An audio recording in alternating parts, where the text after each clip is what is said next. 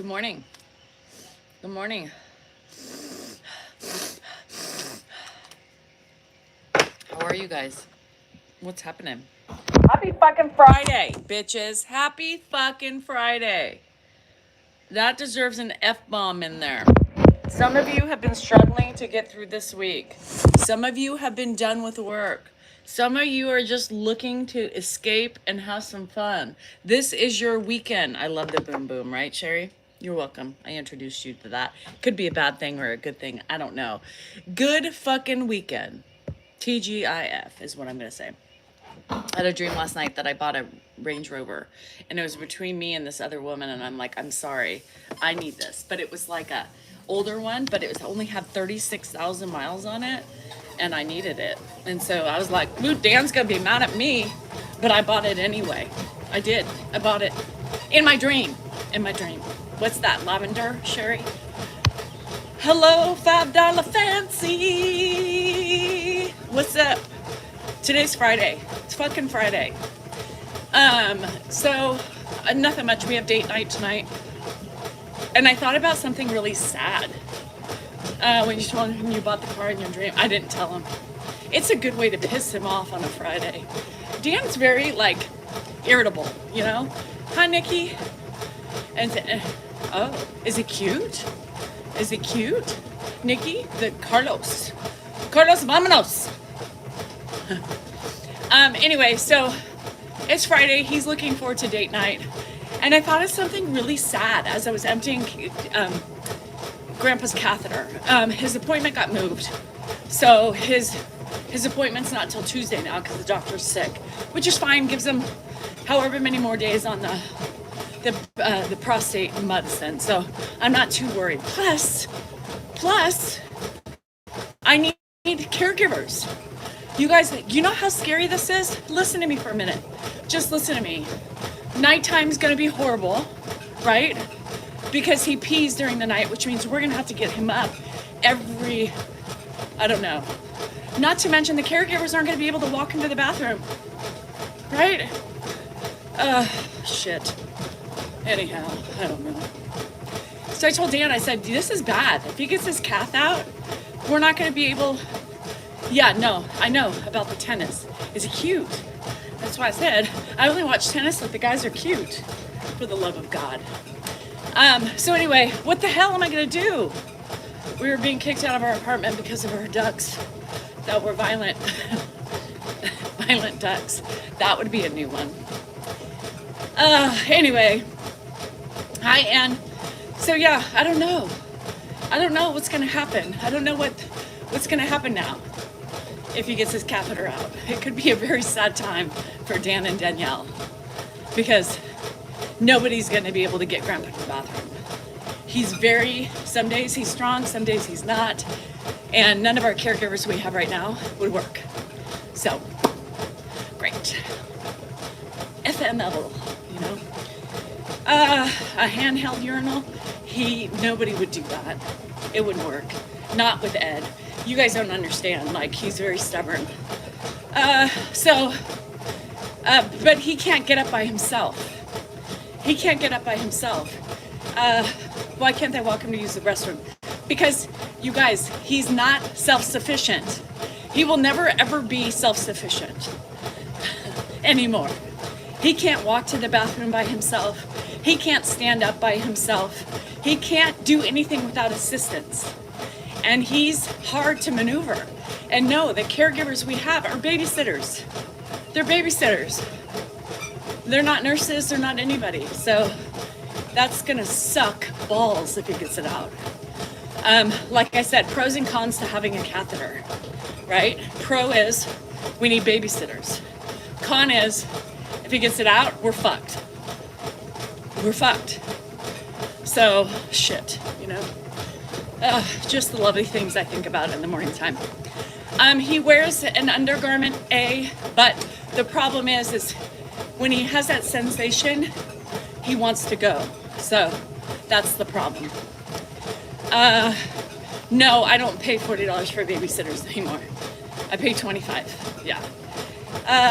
Like the walker, I bet he can't use, you guys, he cannot walk by himself. He cannot walk by himself. Now, when I say that, I mean he is not steady and probably will no longer be. Geez, Sarah. So, no, it's never going to work. And nobody is strong enough to deal with that. So, again, Ed will most likely never be able to walk by himself. Ever. So, yeah, anyhow, just some of the sadness that I came across this morning while thinking about it. Good, Sarah. Walking is important. Remember that. Movement. So, always, Cindy. The trolls can't stay away. So anyhow, happy fucking Friday. Sorry to rain on your parade, but I was already raining on mine. And I sat there and I told Dan, I said, Dan, we're going to have a problem if he gets that calf out. And I told him, he's like, he just was stunned. He's like, fuck, no shit, you didn't think about that. I just did, you know? So, anyhow, I was trying to turn and pull himself to the bathroom. No, he wouldn't be able to. What one Facebook post? There's one of the new ones. So many other left. I know. It's really sad, Robin, when you think about it. People message me and Dan all the time, and they say, oh my gosh, you guys, I thank you for, you know, we're with people all the time, you know, old people who've just been dropped off, and the family doesn't come and visit them. And it's just a sad existence, right? It's a sad existence. So that makes me sad. It's like the animals, you know, same thing. Animals being in a pound kind of reminds me of the same way. Just my thing. Doesn't mean so. Anyhow, hi Lisa, how are you? My mom and here for you and Dad because we take care of my mom's brother who's 92. Yes, it's hard, Mark, right? I mean, if you've associated yourself and been around that stuff, and that's my analogy. The pound is the same way, you know, these lost souls just looking for a place to be, for care and love. What? What? Are you joking with me? He's already out here. I can't go on my walk till he gets up and he's sleeping. So I'm out here to keep you company. No, thank you. Put one camera on me. Nursing home where my aunt was to give others some sunshine. That's great, Sarah. I think it would be fun to go around, you know, and do that if you have the time. Especially if you have a loved one in there and you're visiting a nursing home. Ask the staff who's alone. Ask the staff who doesn't have any family visiting them. And see if you could just bring them a flower or something, you know, to brighten up their day. I think that would be a great thing. What are you doing? He's sitting on the lawnmower. He's just sitting on my lawnmower. It's probably the first time he's ever sat on one. Yeah, just sitting here in my space. That's a lie. You're sitting here. You've never ridden that lawnmower. I used to mow the lawn here. 3 times 20 years ago. That's it. How many years ago? 19 years ago. Oh, Jesus. Hey, night. Started up and get to it. I already mowed yesterday, see. Here. What's your book number at? I don't know. I don't know where will we be live tonight? Probably not. We have date night. 19 years ago. I do a live from date night. We can't do a live from date night. What? The reception at McCooney's is bad. Guess what Dan wants to eat? Sushi again. Yeah, sushi. Date night. Sushi. So he misses lives with me. I think he does. Everybody's expecting you to open the door for me. Open the door for me? Me. I always open the door for you. People don't understand that was a video. Okay. Dan. We're making a video. Dan. I think you told me she was a nun, Sarah. I don't know. Lola says you need to be a gentleman. But be ready to go at 4 so we can get there for the full happy hour. The full happy hour. If you want to go to McCooney's. Yeah, but I don't drink. I don't drink right now. Oh, hi there. Hey there, Heather. Say bye. Well, because our person was late. Yeah, it's not my anxiety. Oh, Heather, I'm so happy. Don't forget to ask for the senior discount. Sela says. Uh-huh. Uh-huh. Ha ha ha. They don't have senior discounts at McCooney's. They don't have. They don't need them. Only at McDonald's. Yeah. You need a senior discount, you don't need McCooney's. It's too expensive. Yeah, McCooney's is way too expensive for a senior discount, and they wouldn't do it. Well, he is a senior. He's 50, almost 8. Yeah. So, Almost. you mean I don't drink anymore? No, I just haven't drank for this week. I will drink again, I'm sure, but You're not drinking tonight? I probably not. I just haven't been in the mood. So, I just haven't been. Hi, Jihad. Oh, I love you too, boo. Everywhere does, if you ask me. Dan, yeah. You won't eat, so don't even talk about that. Demand a senior discount. Tell him. Say, do you know who I am? I care for my 100-year-old mom. Walk her to restroom 3 times a day. That 3 times? That's it? Good thing she doesn't have an active prostate. Because then, you know what would happen. And giving your husband grief. You make me feel lazy. Yes, I always give my husband grief. The only reason why I give my husband grief is because he deserves it. Because he is grief. Yeah. My grandma gets separation anxiety when my mom is not in the room. And she'll, Mark, it makes me sad. Ed's been asking about me more often too. You know, I think I've imprinted on him. Poor Dan he got lucky already, David. And I was sober. So we just did it. About 5 minutes before I came out here. So my vagina is moist, if you must know. Hi, Daki. How are you? Happy fucking Friday. So he won't need it tonight. And Dan doesn't always get it when I'm drinking. That's not, I used to, you know, but now that I'm older, it doesn't always work. You know, I'm tired typically, but I haven't felt like drinking. I just haven't. I do that. My body sometimes does, sorry, Jihad. Jihad was ignoring that comment. Hi, V. But yeah, no, I just haven't been in the mood to drink this week. It's weird, you know, but I do that. I'm cyclical. I go up and down. You got the boil?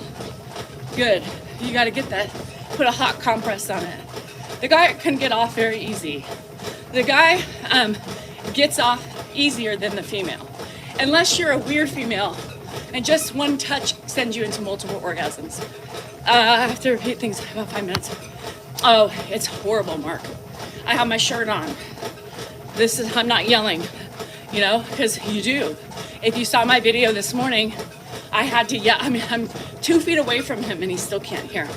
His hearing has gone downhill.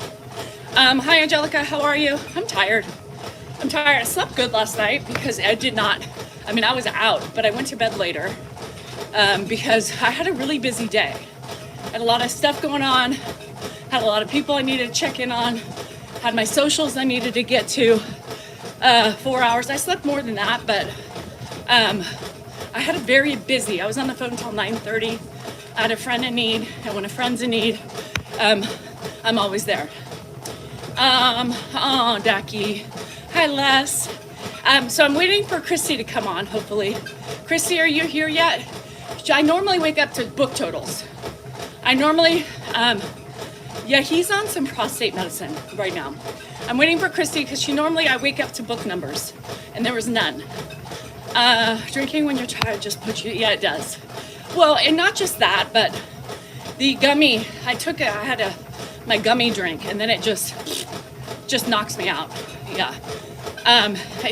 Those gummy drinks just put me in too much of a state of relaxation, and then I'm ready for bed, right? But I just haven't been in the mood to drink. It's weird.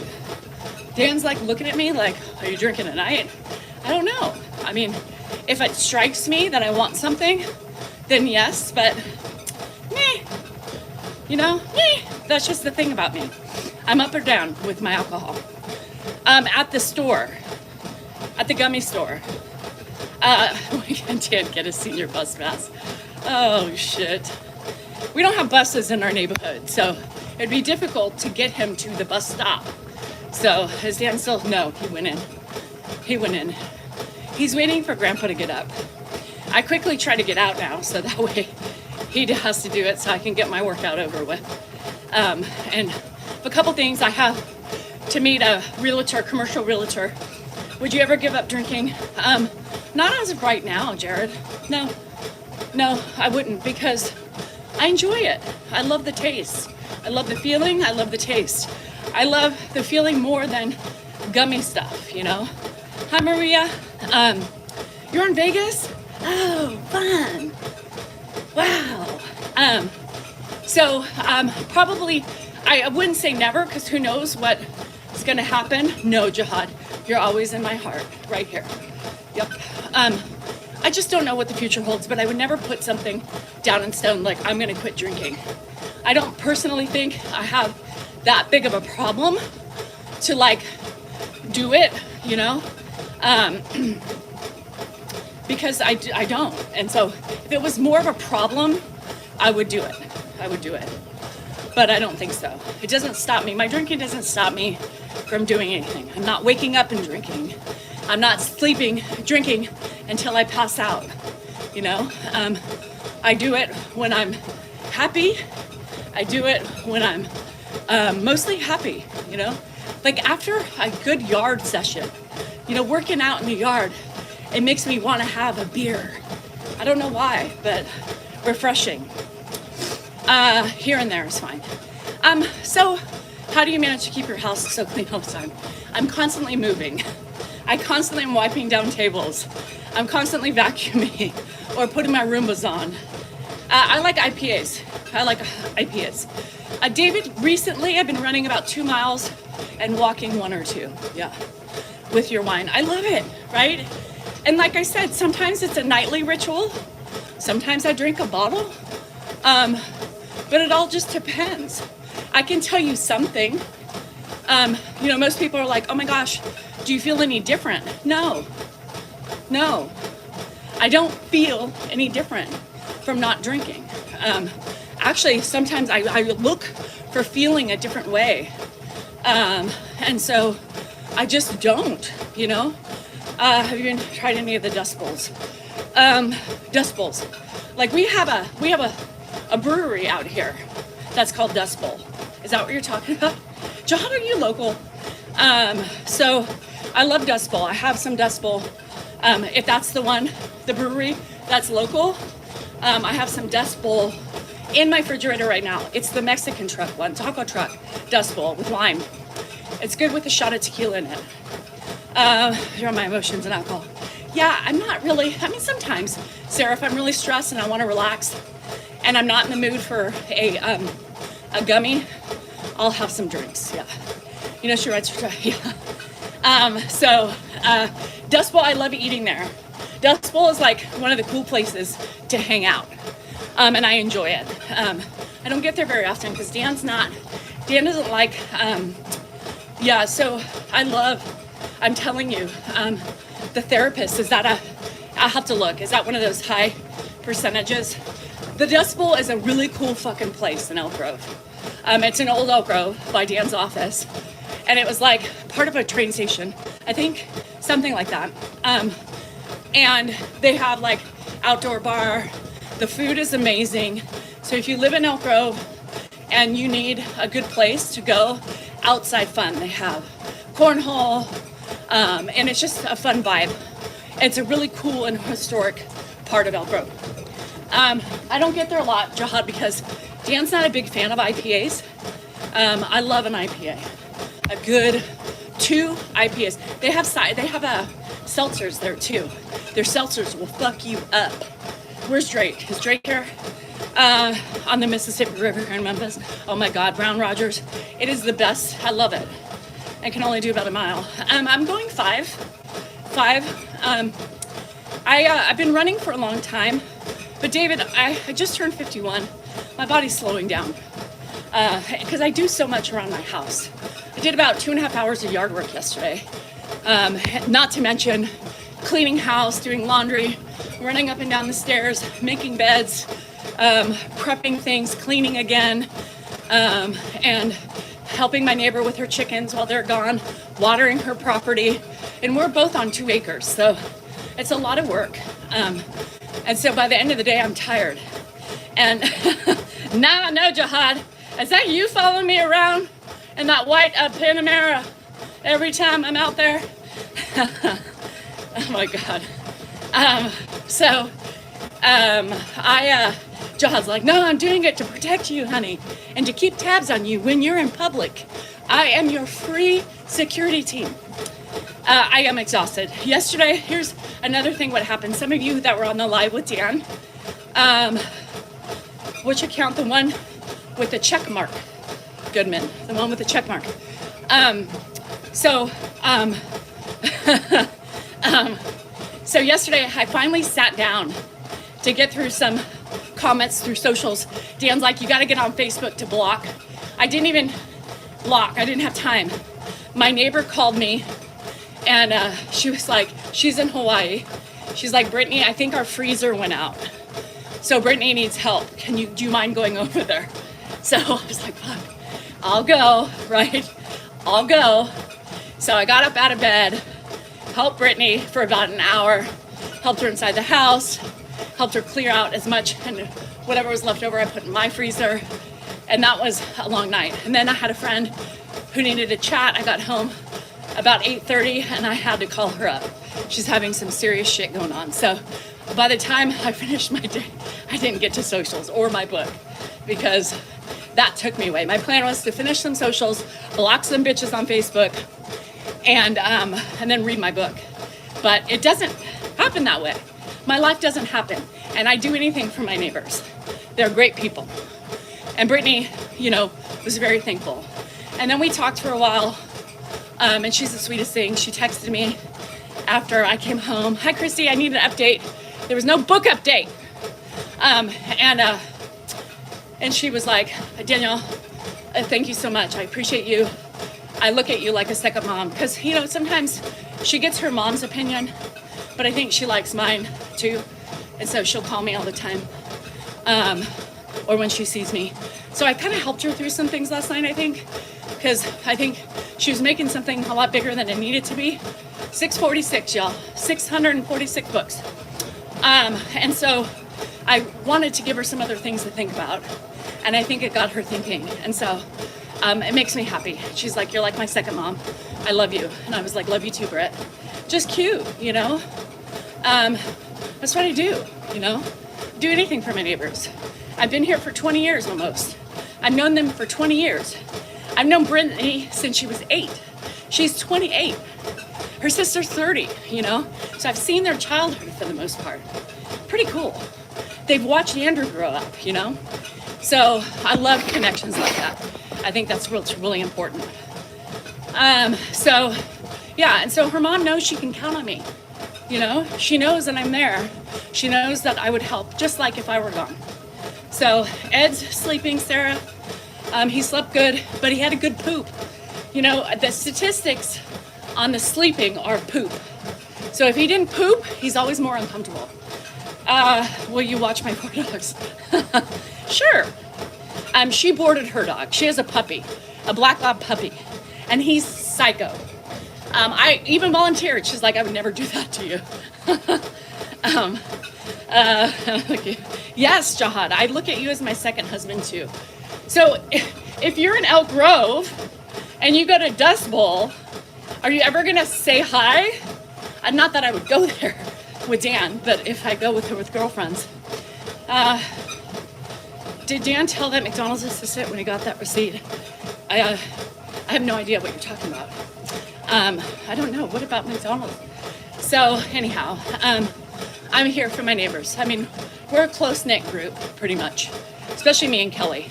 I used to go over there all the time when the kids were little. He has no weeks of rehab. He's been released.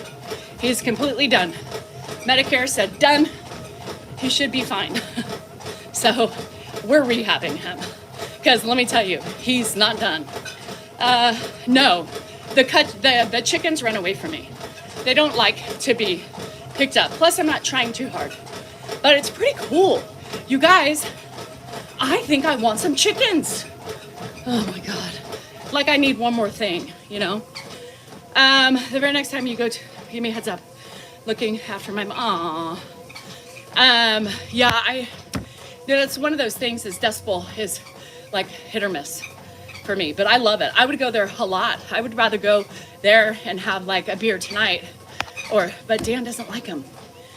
What's Leo saying? Do I need to look at a Leo? So good morning, Julie. How are you? Congratulations on your son graduating. Sweet, I have my moments.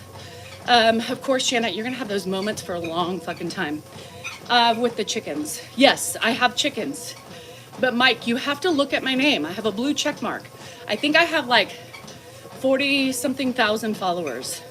Dan has like 39. I pay for a check mark every month so you guys can decipher what and who I am. I didn't see Leo. Okay. I mean, I know what we did with him on our farm. I know. We will, Jihad. One of these times, one of these moments, we will. Thanks, Pedros. Mom, I like the chickens. I mean, I'm like, you guys walking over there is such a, like, her yard is so beautiful that it's like a place of heaven for me. I walk over there. Do they chase? They would, Sandy, yeah. So I love it. I love it. It's like so peaceful back there. You guys have seen the videos. Oh gosh, Julie, I know. He said I asked him if he was having a birthday. I mean, a party. Don't you have money for a gym? Why do you assume people want to go to a gym? Why would I want to go to a gym? I have everything I need here. I'd rather be home. So thank you for your concern, Bennett, but I'm completely happy. I used to go to the gym a lot. I did CrossFit for 6 years. And then I decided my body was just too old for it and I didn't enjoy it anymore. I enjoy being here.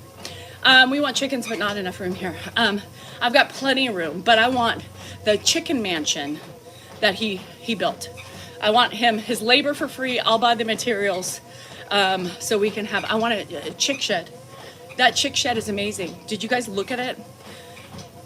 Yeah, I mean, CrossFit gym is fine for me because it's not like that at the CrossFit gym. The one I was at, it wasn't a meat market. It was a very close-knit group of people. But I would never go to a gym. It's not my style anymore.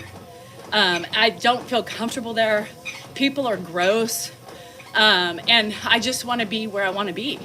And I prefer to be home. I've done the gym shit for so long. And I'm happier now. It just fits the point in which I'm at right now in my life. So, you know, that's it. I love to touch that equipment. Yeah, I just gross. It makes me happy to be here. I don't need, you know, I'm happy. Why do people, you know, they pick to troll and they pick stupid shit to say. Yeah, germs everywhere. Germs everywhere.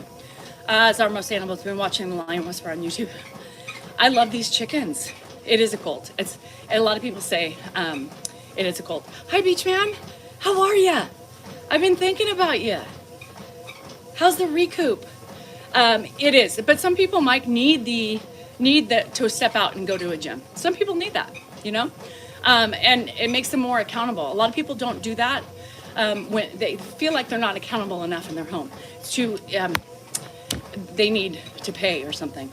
Accountability is really big for people, so it takes a lot of time and work. You know, they're not that much work. If you have the right setup for them, like my neighbor does, they're really not that much work. So you clean the pen, and theirs is on dirt, and that's great. You feed them, and you collect their eggs. I mean, come on. It can't be that much work. I mean, yes, and in addition to everything else I do, I already feed my animals. What's the chickens? Once a day, you know? You feed them scraps. I walk back over there with grapes, you know? Is Dan okay? Yes, I believe Dan's okay. Teddy, he even got a quickie this morning. He even got a quickie. You know, that's peen in the vagina. So he's more than happy. Yeah. I mean, he doesn't really like quickies. He wants long, drawn-out sexcapades, but I don't got time for that. My boobs hurt. My piriformis hurts. Hi, my Australian lover. How are you, Darren? So you mean I need to feed my dog every morning? Yes, I think so. So it's like having a cat. Yes. Yes, Sandra, I'm doing both. Lucky for Dan. You could probably do it. You got to be careful with after post-surgery, but I'm sure your wife could do some things for you. Yeah. A quick one. I don't really want quick. I really prefer just to be left alone. I would really prefer just, honey, I love you, and a kiss on the cheek and be done with it. That would be really happy for me. And, you know, everything's sexual with my husband. Everything. He came, like this morning, he was eating a banana. And he's like, you want to come in the bedroom? And the first thing he said to me, no good morning, no breaking the ice, no easing in, like to butter me up. No, he goes right to that. And then he starts eating the banana, and I will not even show you what he was doing with it. Yeah, so no thank you. Nope. Yes, Leslie, I'm writing more books. You know, some things I just, you know, I mean, I deserve a little bit more than, hey, baby cakes, you know, let's get it on. Come with me. I'm in the middle of something. You know, how about you just put your stuff down and come with your old man and show me a good time? No. No, everything is sexual. He doesn't have a normal conversation with me unless there's always sex in it. Are all you men the same? Are all you men? I need to know if it's my husband's like a special commodity. Thank you, Jihad. I appreciate it.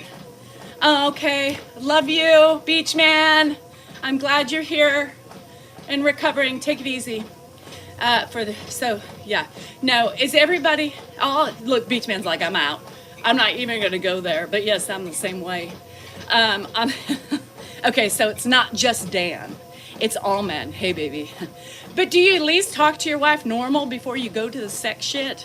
You know, give me something, you know? Hey, baby, love you. You look great today. Hey, you want to take a quick romp on the hay? Something. But like every time he talks to me, so, can I show you something? Nope. No, there's nothing. I mean, he walks in last night and I have my red light therapy on. I have my phone in hand trying to work. And he's like, are you ready? Are you ready? Motherfucker, does it look like I'm ready? Your husband just said, motherfucker, does it look like I'm ready? I've got my red light therapy on. I'm working, right? And you're asking me if I'm ready. Of course he does that to poke. Because then I was like, no. And he's like, I knew that. Well, why ask? I mean, he does it on purpose because he wants a reaction. That's just his way of attention, I think. You know, no, there's other ways to get attention. You don't have to get the negative kind. If you work hard enough, you will get the positive kind, but do something more than, hey, baby, are you ready? What, ready? He's poking because he already knows the answer. He already knows the answer. Does it look like I'm ready? Oh, you know, oh. No, I'm 51 years old. I'm in the process of dying. The last thing I'm looking for is your peen in my vagina, right? Because what happens with that? Then it's messy for us. It's not like we could just pull up our pants and sit back in bed and resume our activities. No, we have to get up. We have to walk all the way to the bathroom, right? We have to clean ourselves up. We have to bidet it. Make sure everything's hunky-dory and there's no more chunks or, you know, remnants outside that could give us a UTI or some sort of bacterial infection. Yep. So, anyway. And then we got to get back in bed. And then he's like, tickle my back. Okay, you'll have to remind me. Okay, let's see YouTube if we are back in action. Sorry, I was playing with the Wi-Fi to get it. Dan always causes it. Yeah, Dan always causes it. So you remind me, Pedros. Hi, Mary. I just restarted it, so I hope everybody. Okay. I don't know what's going on. They have been doing some work in the area on our Wi-Fi. So hi, Dr. V. How are ya? How's work? So we'll see. We'll see what happens. We'll keep. And every time it does that, when you guys tell me, I'll go in and go back out again, like I do on the member lives. I think YouTube's been having issues too. I don't think it's just me because there were some weird things yesterday and the day before with taking my picture. It looks like I'm behind a gray screen. It's weird. It wouldn't show anything. So I think YouTube has also kind of hit some weird funk. Yeah, okay, I moved back. So, hi, Eloise. Yeah, it's been a couple days. It's not just me. I think it's also YouTube. My mom's mother's name is Ruth. My mom has her take a few laps in the house. She does not like it. Yeah, so we do that with Ed. We do that with Ed too. That's part of his rehab. You got to keep them moving, you know, and walking them every day is so important because it helps their bathroom cycles. It helps keep them from dwindling away. Ed doesn't mind it. That's where we're lucky because he's a very active guy normally. So he gets up and he's ready to go. Sometimes his just body is not ready to go. And it's really hard for him. The last couple days has been really difficult. He hasn't had much strength. So when he doesn't have the strength, hi Lisa, bye David. When he doesn't have the strength, the gait belt at that point doesn't really work either, you know? I mean, because when his legs aren't working, it's hard to keep him up, right? And he does not like, his body is just weird right now. It's really frustrating because he can have like so many good days in a row and you're like, yes. Oh, sorry, Dr. V. So yeah, it's, you know, we have highs and lows. Caregivers have highs and lows. You know, Dan's more excited when his dad's doing well, right? When his dad's doing sad, it's harder and it's more work, right? Because you're worried, you're like, is something going on? You know, you're just kind of keeping an eye out. You know, sometimes he's slumped over sleeping. Dan will go, Dad, are you sleeping? You know, I'm like, why? Wake him up. You know, well, just making sure he was okay. She's also not drinking enough water. My mom has to make her drink. Mark, have her try like some Crystal Light or putting some sort of, Dan's been getting pomegranate juice, you know, the Palm brand, and putting it in his water, and he's been sucking that down. He really likes that. Yes, moving is necessary for all body parts. So does the pedal thingy help? The pedal thingy is no longer with us. Yeah, so when everybody got released, they took all this stuff. And now, Ed, you know, it's sometimes it depends on his cognition. Every day during different parts of the day, the cognition changes. So if his cognition isn't there, you know, no, he doesn't understand what to do and he'll just sit there. You know what I mean? So it's not always as easy as it seems. And so you just go with the flow based on, you know, have idiots on Facebook or TikTok or YouTube all the time. Get him out of his wheelchair. Well, he gets out of his wheelchair. He does. But you can't, if you're not going to be around him, you know, every second, we can't put him in a couch or anything else because guess what? He'll try to get up and fall fucking flat on his face. So, you know, people just have no idea what it's really like and why you do the things you do. Unless, you know, it was different for their process, you know, but for our process, it's not. He's stubborn, and when he's feisty and when he's feeling good, you got to keep him. I love that, Sam. Thank you. You want to keep him where he's safe. And the wheelchair strapped in is where he's safe. Because we know if we're not going to have our eyes on him all the time, and in a home, guess what? My eyes aren't going to be on him all the time. I have shit to do. Dan has shit to do. And that's just not reality. Have to check. Yep, it's hard. You have to always just kind of keep an eye out. You know, when I put him in the shower, I'm always checking for things, you know, making sure there's nothing, no bed sores, no, you know, whatever you want to see. You gotta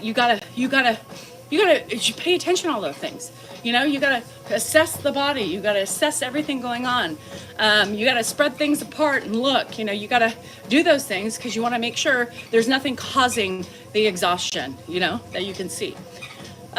So that's a lot of work. It's a lot of stress. You know, you don't realize how much stress it actually is. The worry of when he's not doing well, like the last couple days, right? That's stressful.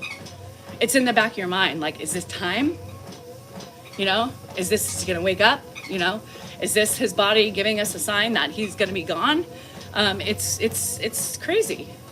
And caregivers go through that worry and that stress and that anxiety about that. People have no idea that they wander, and people go, yeah, get him out of that wheelchair. There's one stupid idiot who always says that. It's like, you have no fucking clue.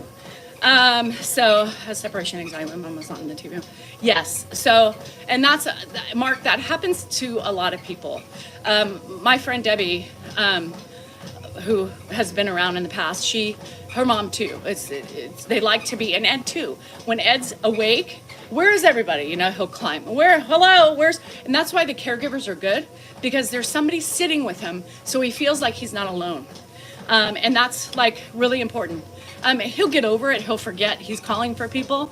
So, you know, we'll just come in. Oh, we're here. You know, I'm here, Dad. You know, blah, blah, blah. Hi, Stormy. I was there with my sister, and she turned her back, and he started climbing the effing ladder. Yes, especially if that's something, Sarah, he was normally doing, is fixing things and climbing the ladder. You know, Ed would have never done that because he never climbed a ladder. Ed was pretty much like Dan, okay? He didn't do anything like houseworthy, you know? My mom was the one always planning. He was out there helping her, you know, but like he would pick up the debris and stuff like that. My mom did all that work. He doesn't, yeah, they weren't taught. He wasn't a good role model for fixing things, you know. Ed's appetite is huge, yes. Noel, you should see his poops. It's ungodly that he has big poops. That's because he eats a lot. Caregiving for your second husband is working on 10 hours a day. Yes, Sandra, that's a lot. Yeah. And she takes, yeah, the false teeth. So I'm going to tell you something that's changed. Remember, I was saying Ed was taking forever to eat. Not anymore. So isn't that weird how things like change? And he was taking for a while so long to eat, but not anymore. I think because, you know, he is partly feeling better, you know, so he chows his food, and his amounts have increased in the last couple weeks drastically, and he's going through them quick. I'm like, okay, this is a good, I mean, it's a good sign. Leslie, it's hard, especially like, you know, it's hard. It's hard. It's hard. It's hard. You know, I don't get, you know, Dan, like I said, Dan's always like, did you see that idiot? You need to get on Facebook. And, you know, it's like 2:00. I'm like, Dan, I don't know if you've noticed, but I have been in the yard. I've been cleaning. I haven't even looked at my socials today. You know, I haven't even looked at my socials today. Because I don't have time right now. Eventually I'll get to them. You know, I've been out taking care of the house. Did you think I was on the couch just eating my bonbons, and you know what I mean? Yeah, I don't feed him. I should take pictures of the poop for them to show, because if you don't eat, you're not going to have poops as big as this. I mean, Dan's like, well, and yesterday's looked like a penis. Let me tell you, it was so long, not that part of it, but it was like all the way in the hole, wrapped around a couple times, and then the tip was poking out. I said, Dan, does that look like a penis? If only you should have literally seen if I could have only had that videoed. It was the funniest shit. I'm like, Dan, does that look at that poop? Looks like a penis. Meanwhile, Dan's trying to hold him up, and you know, I'm in the process of wiping his butt. Ed's, you know, shaky on his arm. Dan's reaching over. He's like, yeah, it does. Good poop, Dad, Pop. Good poop, Pop. It did. It looked like a tip on top and everything. Yeah. It's so funny. You know, you have to make the best of it. Seriously, it looked like a penis. Like if I could take a picture and post it and say, what does this look like to you? People would say a brown penis. Yeah, it looked like a penis. Even Dan, I made him look. So I'm serious, Sarah. I just saw it. It was a long one. It was like, what's his face's? Dan, I know you saw this one. What's his face on the Motley Crue? Why can't I have his picture and in my head? And Tommy Lee. Did you see that picture back in the day when Tommy Lee said, oops, oops, I accidentally published it on social media, and it was really long, and then his tip was dangling in the water? That's what it looked like. Yeah. Nobody wants a penis like that. I'm just saying. Does he go on the toilet? Yes, we put him on the toilet. Yeah, we put him on the toilet. Why would I stop this talk? It was funny, you know? Don't you share poop pictures? My kids always send me poop pictures. They're like, Mom, what does this look like to you? I'm like, all right, for the love of God, can you give me a disclaimer? This is our family. Like, I'm not ashamed by that. Ed would be like, yeah, it does look like a penis, you know? I know that has a big appetite. Yes, a big appetite. And big appetite, hence the big poop. The peen poop. I called it the peen poop. But yeah, it was exciting. It's exciting. You guys, you don't understand. When he poops, a big poop like that, you know, if he poops out a little dingleberry, we're like, fuck. You know, this is going to be a shitty night, no pun intended. And when he has a big poop like that, we're celebrating. We're like, ooh, we're going to sleep. Yeah, we're going to sleep. And we do. He sleeps the best when he poops. When he doesn't poop for a couple days, let me tell you, he's fidgety all fucking night long. Oh, the dingleberry. When you see that, like the other day, all of a sudden I heard Dan go, God damn it. And I come in, I'm like, what? Love you, Sam. And he's like, just a little plop. He's like, this is going to be trouble. We ain't sleeping. We ain't sleeping. So, you know, you look for a big poop. Dan's always like, well, how big was it? I need to know how big it was. Like big, like 3 days worth, 2 days worth. How big? I'm like, Dan, like a normal fucking grown-ass man's poop. It was big. Well, how big? Because I need to judge based on the depth and the quantity and if he's going to need a poop again or if we're good for the day, you know? Oh, Emily, I wanted to share with you guys. I don't know if I shared it with you guys. So we talk a lot of shit talk. It just is the way it is. And my kids are shitty talk. Like, Mom, what do you think this means? Why does it look like that? I'm like, for the love of Pete, give me a disclaimer. Like he was your own dad. Too many people described their older. And you know, Chantal, it wasn't easy for me, if you know my history with that. It took a lot of work. And even sometimes I'm still irritated with him. He was kind of like my own dad, and I treat him like that, right? He wasn't kind of, you know, I wouldn't say that, but he was in my life for a long time. And so I still have that dynamic with him, you know, like he was, you know, a family member. And people don't understand that. We are full of shit, literally. We have a dynamic. We have a, we can tell that that's not her father. Oh, really? Can you? Really? You can. How can you tell that? Obviously, you don't know my situation. I always want to be like, okay, that's weird. Because I've known him longer than his own son. I've been with him longer than his own son. Kind of funny you say that, huh? Anyway, I got, Brandy all the time. Even Rocky, my sister-in-law, she'll be like, I just sent you something, look at it. I need your consensus. You know, because I've been around kids and I worked in the daycare center. I'm like, oh, that's not good. You know, this is probably infantigo or, you know, whatever. And sometimes she gets mad at me because I'm like, oh, Dylan doesn't look good. And then she'll call me later. She's like, you fucking just, you went over to her house. Yeah, she's like, you just jinxed me.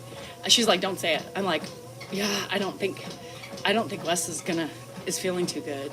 And then she'll call me. She's like, yep, you jinxed me again.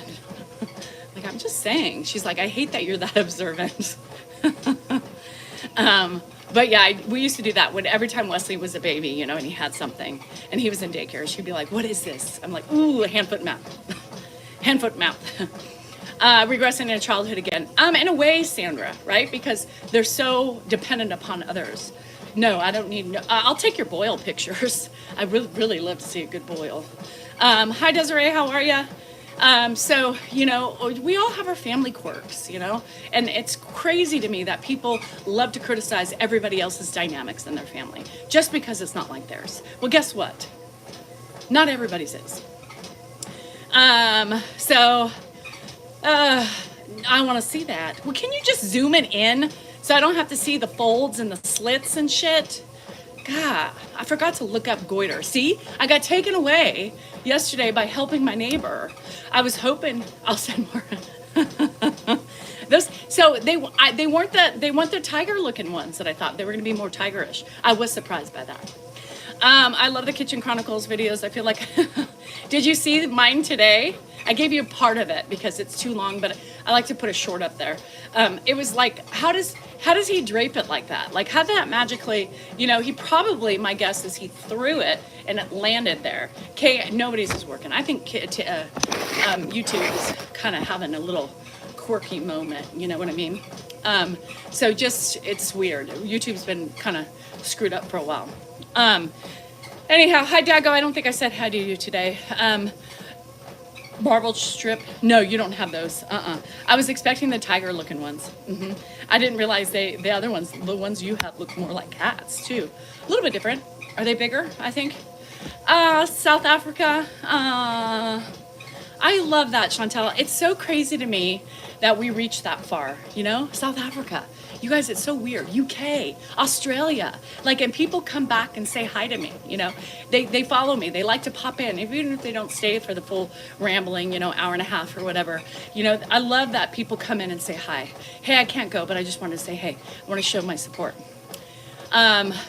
No, I have my, people think it's funny. I have a Zoomie who does that. Once in a while, she's like, just wanted to let you know I'm still here. You know, it's like, oh, great, thanks. Why? Because I know you love them so much. So 10 pounds or so. They bite? Shit. I don't want to bite one. Mine says you want to fool around. You want to fool around. No. Mm-mm. Dan also said, you know, you're lucky you have a witty man in your household. You're lucky. Today he said that. I was like, you're funny? I'm so funny. Yeah. Get the hell out of here. My mom would never understand the internet. No. You know, I'm really sad. Okay, I'm going to tell you why, because you said that. I'm really sad because I think my mom would be so, like, in love with this. My mom, she would have been so enamored. She probably would have been on chatting with y'all. She probably would have been so connected, especially in the subscriber live. That was just her, you know. She put pride in the things that we did. She would, you know, I brought her. She came with me on my bachelorette party. You know, I wanted her with me, and she would love it. I'd probably have her come on and chat with me in the morning time. You know, she'd probably be retired at this point. Like, I think about those things, and she would be so involved. She would be my, like, biggest hype woman, you know?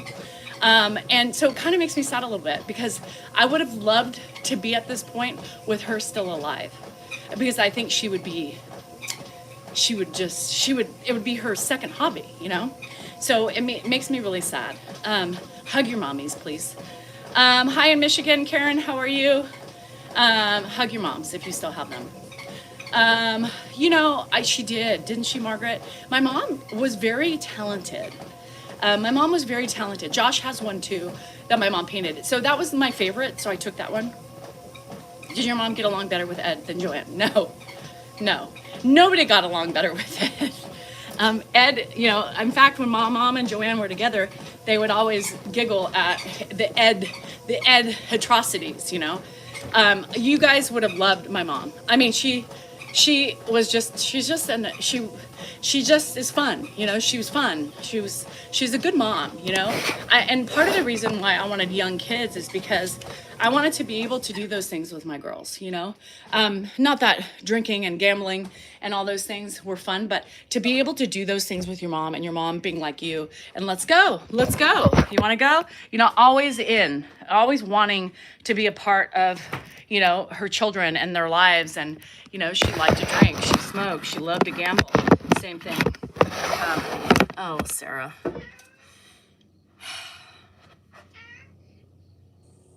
Introducing. Hi. Beams. Come on, it's been an everyday thing, has it not? Right on schedule. This is a new flavor today. The flavors are really strong, but not bad. A little tart. My friend loves to stay in bed a little longer. My grandma loves to stay in bed on rainy days. She's very tired. In the afternoon, she leaves her there at 3. God, that would stress me out. I think that's too long in bed.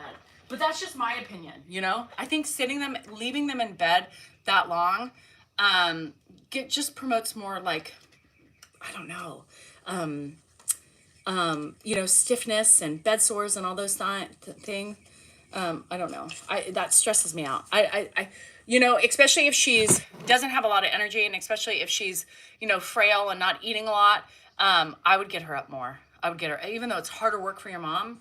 I would get her up more. I wouldn't let her stay till 3 in the bed. That's just me. I'm weird about that stuff. That's like giving them a ticket to, like, die or something. Okay, affirmation for a badass. That's just me, Mark. Don't take it personal. That's just my stupid opinion. It doesn't mean anything. But there's no way we would keep Ed in bed that long. I mean, you know, just because. I'd rather them doze on the couch than be in bed, laying down. But what do I know? Nothing. I just know what I would do in my house. Okay. Affirmations for a badass bitch. Mark, you can be here too. You don't have to be just a badass bitch. You can be a badass bruh. Okay? This better be a good fucking thing. No, that's okay. I understand. The earliest we get her up is like 9 for church on Sundays. That's early. Do something in between, Mark. Okay. Oh, this is a good one. This is a good one. She also has to get up out of bed at 9:30 in the morning for her. Oh, good. But get her up. Get her up. Not sit her up, but get her up. Emily, this is on my website. Making mistakes is better than faking perfections. We talked about this a lot, right? Making mistakes is better than faking perfections. And all these people, all the trolls on here, what do they do? What do they do? Right? What do they do? Yes, Brandy, it's not good to be in bed. I was not with my mom when she passed, no. Oh, Sassy, thank you. This is true. This is true. This is what people do. These are what all the trolls do. This is what they do. They fake by giving their ugliness and their judgments and their ugly opinions and all their mean and the hateness. They do this to everybody on social media because they act and they think that they're fucking perfect. Just because you have an ugliness in your heart and you have an ugly view on the world doesn't mean you can sit up on your high fucking horse and shit on everybody else's parade. Right? Focus on yourself because your shit we ain't falling for your shit anymore. So that's a good one. People don't realize that. And the people who throw out shade like that, they're so unhappy with themselves that they cannot understand and see what they are doing to other people. It's really bullshit. And it's like, I hate those people, the perfect family poses, like everything's great. And the husband probably beats the wife, my shirt doesn't. No, it doesn't sink. Hey, I got this secret body spray. I went to Grocery Outlet. If y'all know Grocery Outlet, and you hear the chickens? They're waiting. They're like, Danielle, hello, friend. I need you. Anyway, it was a coconut.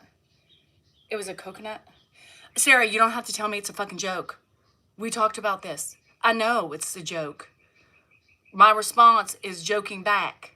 You didn't see me apologizing. It's a joke. That's another way of apologizing, by the way. Anyway, own your shit. You own what you say. And if people don't know you're joking, then that's on them. But you should know already that I know that you're joking. And you should know I'm joking back, right? Anyway, coconut. It's like they're trying to do that whole Lumi shit. And so I spray it and I still smell like coconut. So if you have to know. A lot of people who are miserable try to make the other people who are, yes, because they want you. Did she die at home? Yes. Work on that. Put that down. Did she die at home? She died with Ed. Yeah, she died with Ed. I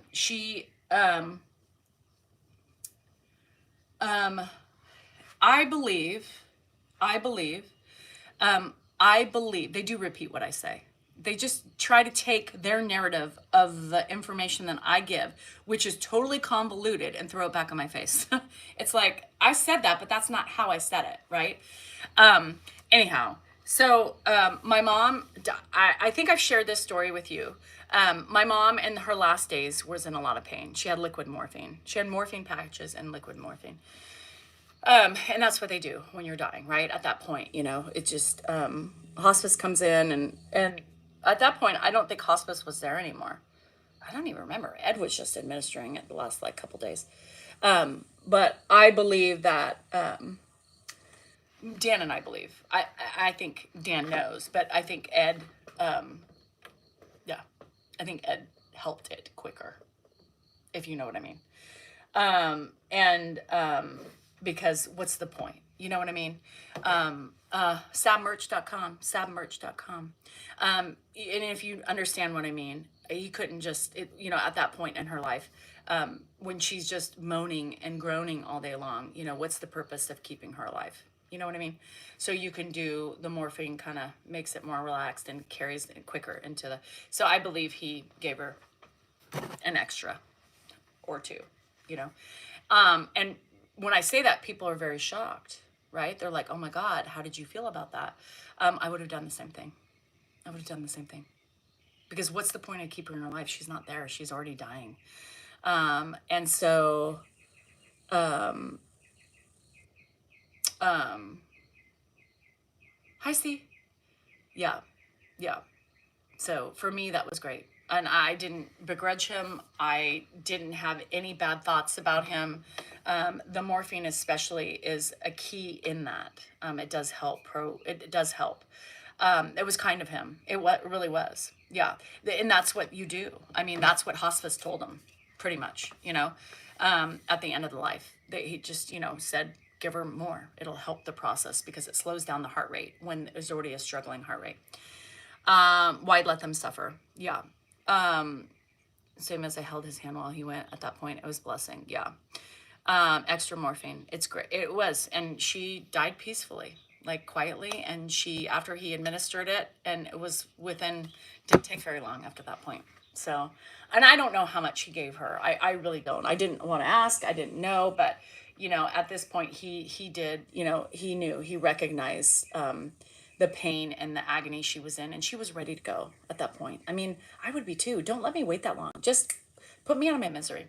I don't want to sit there, and I don't want you holding on to me, my body, at that point. I want you to get rid of me. Because there's no point for you guys to drag it out, and there's no point for me. So, Ed's a good, we've talked about this many times on live. Ed is a pain in the ass, right? He's very set in his ways, very controlling. I always use the word narcissistic in a lot of ways. And Dan always gets mad at me, but it's my perception, right? It's my opinion. I've dealt with it. I've seen those behaviors. And he didn't care, enough to think about other people's feelings, right? He didn't. It just was the fact. He knew better, and that was his way, right? And we all have narcissistic tendencies, right? And I don't know why he freaks out about that, but for me, it was very narcissistic in a lot of ways when I grew up with him. And it was just like, he didn't care. You could be crying in front of him, and he'd be like, I don't fucking care, do it this way, and then you won't have to deal. So, when he was needed, by something like an ailing kid or a kid in trouble or like my mom dying, it was like he jumps to that. He loved everybody, right? But just a weird way of showing his love, right? Just different. It's just weird. It was, trust me, I grew up in it for fucking 46 years.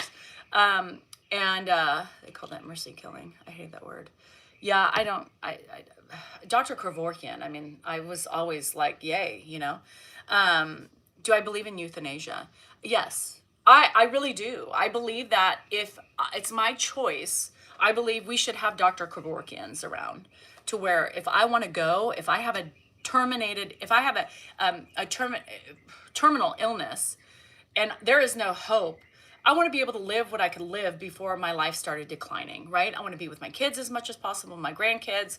But the minute that I start suffering, I want to be put out completely. I want to be just taken away. I don't want my kids suffering, watching me die like I had to watch my mom die. That was it was god awful. And I know if my mom had her choice, she would have wanted to be gone a lot sooner for us, right? For us. And so, yeah, I love Dr. K. I thought, I was like, why? It's a choice, right? Like Dago said, it's my body, it's my choice. If I want to unalive myself because I'm dying. Now, of course, there's got to be extreme circumstances, like terminal illness has to be a must, right? And something that you're not going to recover from, and pain and agony, I think it's okay. It's up to me. How can somebody tell me that I can't pass away? Why do I have to sit and suffer until my body just gives out? I don't like that. I want to die, my mom passed away from lung cancer, primary lung cancer at 53. She didn't even make it to her 54th birthday. Yeah. So I think Canada has that, right? I think Canada has that. Chantel, I don't know, does South Africa? Right. Yeah. I don't know. Dying with dignity. Yes. I think that's, I really believe it should be everybody's choice. Yeah, in Canada, you guys have that. I think that's great. Better than ourselves. We don't make them go through that. And that's true. How we have the choice, right, to go in and take our animal. I don't want to watch my animal suffer. You know, how come we can do that for our animals? And that's right, Heather. We could do that and protect our animals, but we're not protected in the way we want to go out. Yeah. Maid. It's called Maid. Is Galaxy here? Yeah, were you able to be with her? No. It is legal in California. I think Dan just said that. There is some new, is it new, Zelda?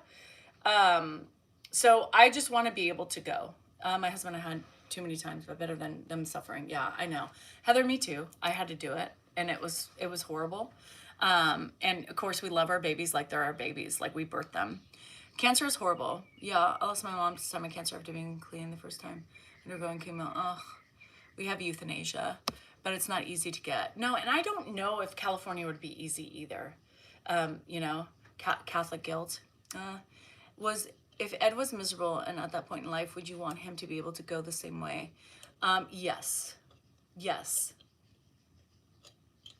Yes. I've seen him in a lot of pain, right? And it's so sad when you see a human being in pain. I don't care who it is. And if you don't have a heart, you know, maybe you don't see it. But if anybody with a heart is going to see somebody in pain, and they're not going to want to see that. I wouldn't want any of my loved ones to suffer at all. So somebody asked about my mom. I wasn't with her. Victoria. That's a hard decision, though. I mean, when you're asked by your loved one, you know, help me, please. I would hate to do it, but I would do it. I would do it. Just watching, you know, at that point, it's like, I don't want to go through this, you know? Oh, God. The catheter is painful, Sandra. If I could just really go into depth about the catheter and what I see and what is going on down there, it's very... it's hard. The catheter provides very many different obstacles, right? But it's also very good in another way. God, I can't. Yeah. But there, you know what's really sad for me with Ed? Like the moments that I'm like, oh, it punches my heart. Are like when he's in a very, like I'm going to try to get, if I can get it, you know, I don't know if Dan's going to be okay with me showing it, but I think it's important for people to see the different stages of dementia. He's been hallucinating a lot more, right? He's been hallucinating a lot more. Some people just don't have the time to enjoy this, but no, I know. The life left behind. Oh, gosh, Mark, that's horrible. You know, he's 93. So, you know, people forget he's 93. He's not a young duck anymore, you know. You do the things that you do to keep him alive. He's enjoying, you know, in his life, he's enjoying what he's doing right now. It may not look enjoyable to some of you. To us, we know he's happy. You know, he's happy. That's the thing. He's happy. Died at 78. He had dementia but developed a UTI and sepsis. Ugh. Time to give my grandma a gummy when she was dying. Yes, Dan, I know, because it hurts you so bad. So yeah, he's hallucinating. I'm always missing it because I think it's important to show, like he'll just randomly talk and he'll look to the right side and there's nobody there. Even with me, sometimes I'm like, I'm right here, Ed, but you can't, it's like almost sleepwalking. You can't break that cycle. You know, he's still looking at me over on the right side, talking to me, and then he'll go to Janice, and then, you know, it's weird, but I think it's important to show some of these things, because people may not understand the next phase that they're going to be in, or people who have been in that phase, it's important for them to see, look, it happens all around, right? Ed, back to Ed, because I had a squirrel moment. When he's very lost,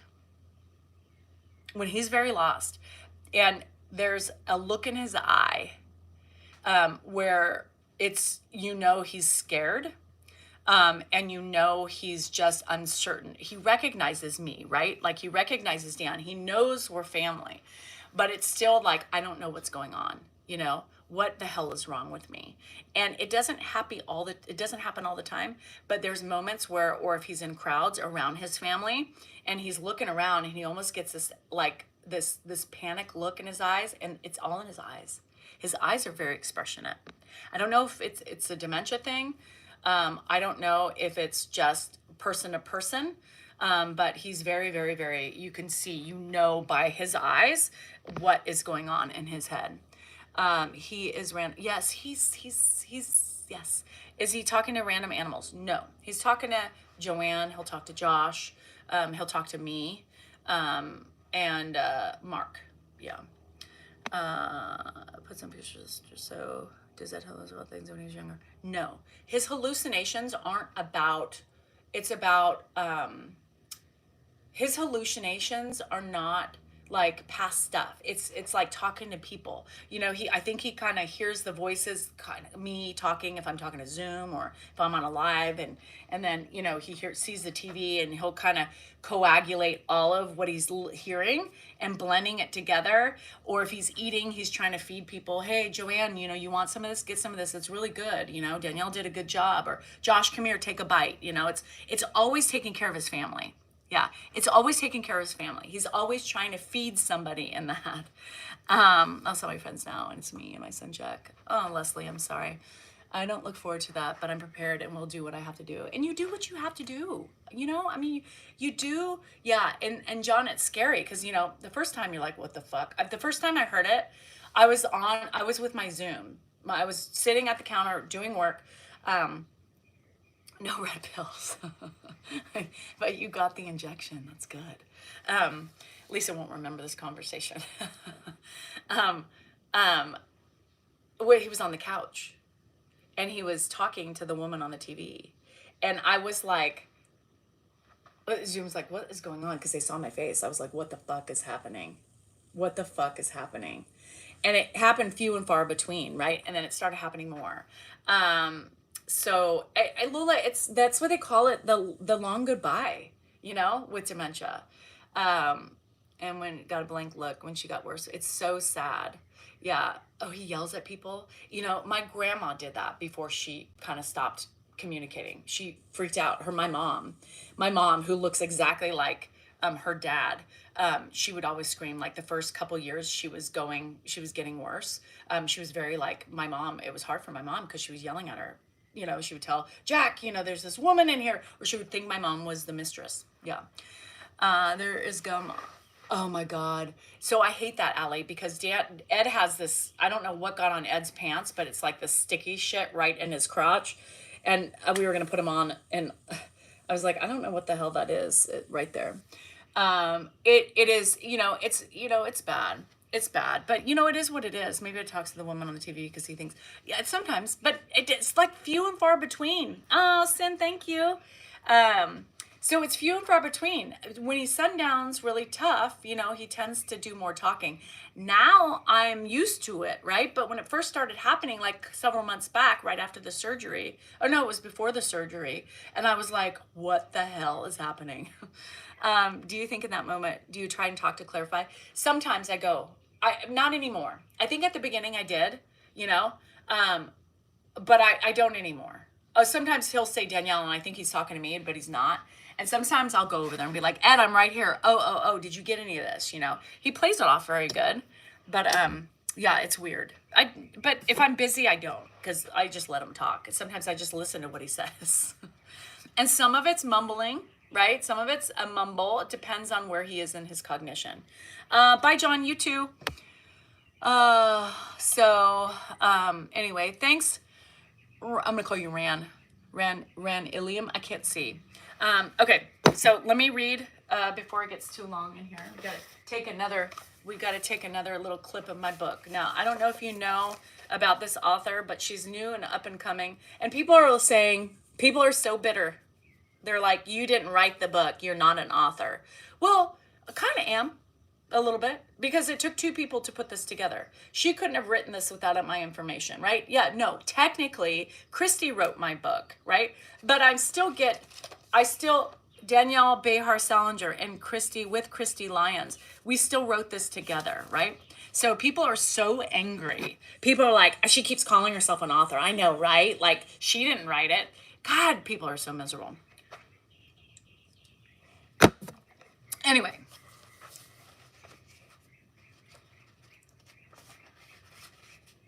We'll read just a little bit. We read the preface. Did we read the introduction? right? The people are right. Look at that. I am. The people are right. Yes, they're right. I am not an author.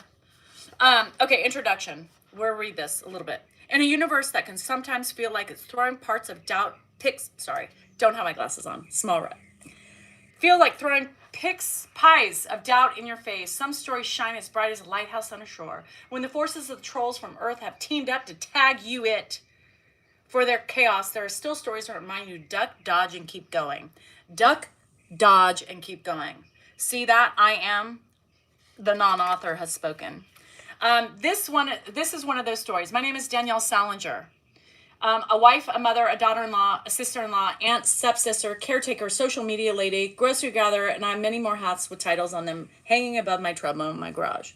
I am being silly with that one. You get my point. I joined the 50 Club not too long ago, and you can find me at my homestead in Elk Grove, California. Okay?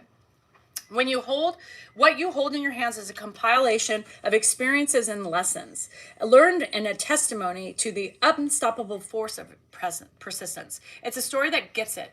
Those calm, cool, collected moments that flip into chaos in a flash. The everything all at once kind of stuff. Like when you're already running late and suddenly can't find your keys, all while slowly ticking through a mental checklist that somehow makes them even harder to find. And then out of nowhere, it hits you. Did I leave the oven on?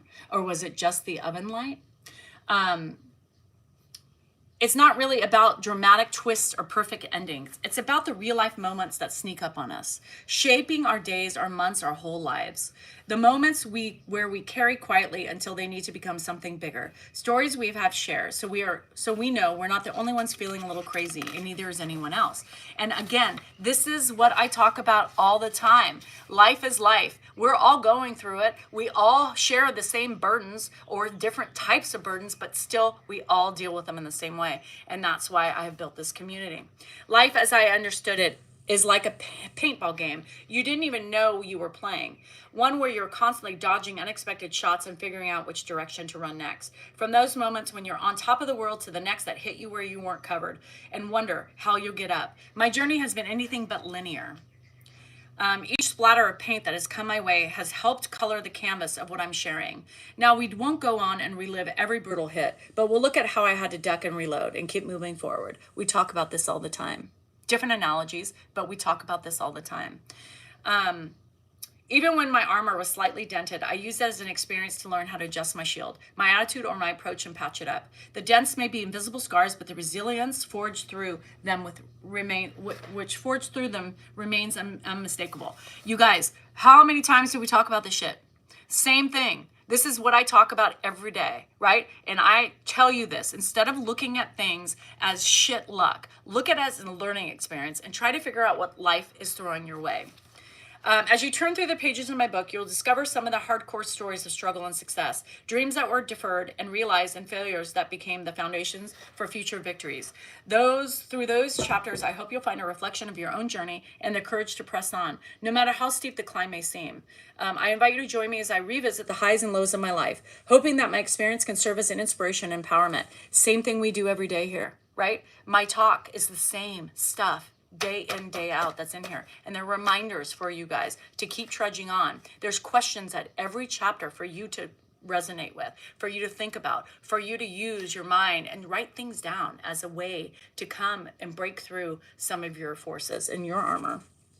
We are here now despite how you may have found your way to my book, and I'm glad you are. It could be the right words of algorithm in your search that recommended it. You have been waiting to read it, or you love a good read that doesn't end with something unrealistic.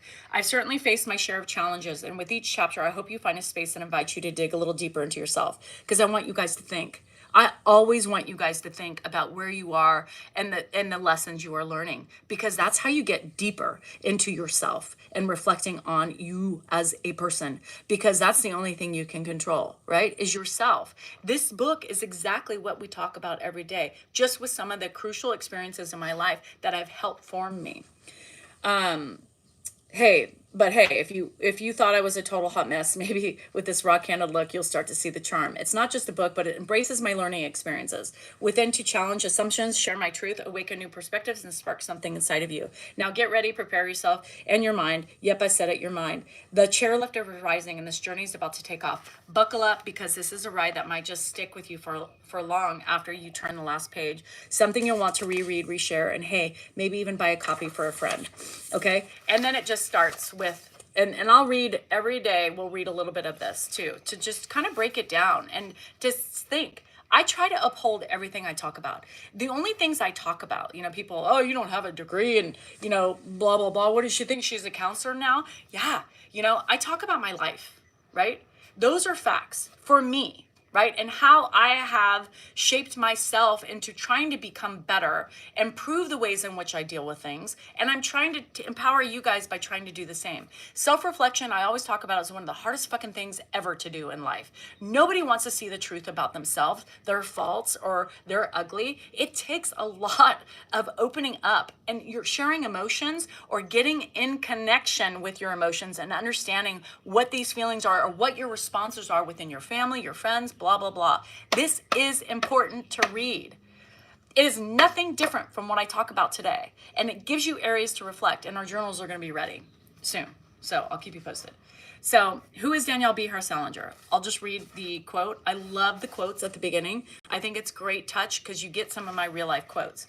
Fun Danielle fact. I didn't have a nickname when I was young, and we won't dive into the details of how it came to be. But in high school and still today, some of my friends affectionately call me Beanie. It's just a playful reminder of my younger years. And it's true. You get a little bits and pieces of me in here. You get some of the things that, you learn a little bit more in depth about with me and how I've come to be and how I've looked at my life as a learning lesson, not just as a fucking series of bad, unfortunate events, right? Yeah, shit happens. It happens to all of us. No one gets out of here alive. Nobody gets out of this world without feeling some sort of, shit on or, bad luck. We all have it. It's just how we shape ourselves, right? This how we shape ourselves and how we fix ourselves. We can't control the people around us, but you can control yourself. And it's a tough feat. I promise you, it is fucking tough. It has taken me 3 years, right, to open my house to Ed, to become his primary caregiver, to do the things now that I'm doing. I couldn't do this shit. I was angry when he came. I was angry.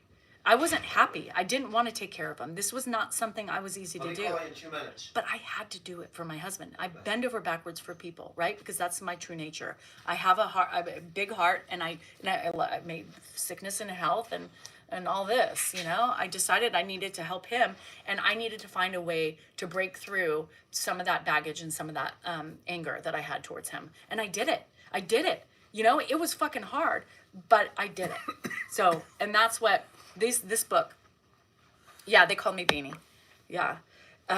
It was started with a really bad way. I can't tell you, but it's, if you know anything about San Jose, California, it started off in Great America. Yeah, that's where they started naming me. Anyway, it's a long story, but we can't talk about it on the open forum because, you got the trolls waiting to report. So anyway, those are little bits and pieces. The name of the book is There You Have It. The non-author, Danielle Behar Salinger with Christy Lyons, the non-author. This is the non-author book by me. Yeah, I had somebody write it because I don't have the time, and I'm not as eloquent in her writing. Every other word would have been fucking here. And you just can't sell books with all that shit and goobly gop in it. No gop. You can't sell the gop. Yeah. Or the goobly. Yeah. Sled life. It's your job. No, it's not my job. It's not my job. I chose it to be my job. Actually, at first I didn't choose it. He chose it for me. But it's not complaining. It's facts of fucking life, right? It's not my job. I chose it. Right? It's not what family does, because there's a lot of family that doesn't do it. So rethink that one, smarty. Thank you guys. This is only This is on, Ed went for a run. He'll be back in about 30 minutes. Yeah, he's working on his 10-minute mile. He's doing 3 miles. This book is only on Amazon. You can't find it anywhere else. Somebody said, can I find that at Barnes & Noble? I wish. Do they still have Barnes and Noble? They do. I thought all the bookstores closed down. Wish, but no. It was self-published. Bezos reached out and smashed all the independent bookstores. They're all gone. This is the only thing me and my author, because I'm a non-author, but this is my writer. This is the only thing we could afford is self-publishing. Yeah, you know. Ow! Can you? That's sticking in my hand. Can you go? And what's this on your shirt? I don't know. Yeah, it's I'm food going. that you dropped. Okay, Hi. go walk. I got shit to do. Remember, I got to leave at 11:30. What time is it? 11:15 I have to leave to get to the office on time. So, anyway, it's a great read. So if you want more of me, to learn a little bit more about me, there's some things I don't share in the open forum for people because it's none of their business and people are ugly. So, it's the first real book I bought in years. Yeah. Yeah, there is in Citrus Heights. Yeah, the bookstores are few for what's rude. No, there's nothing rude here that happened. Hi, Life, how are you? Resilience. I mean, here's the thing. You know, I still hear that. Well, those are birds, but the chickens. I know I got to feed the chickens.